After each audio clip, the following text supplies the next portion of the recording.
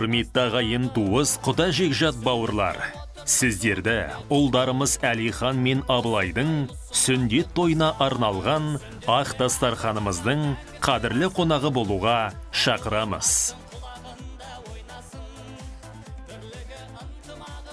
Той салтанаты 2021 жылдың 20 қараша күні сағат 17:00-де басталады.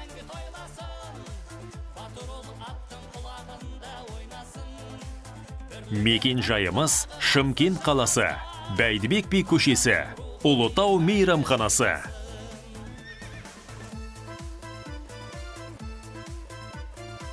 Той иелері Азамат Ақжан.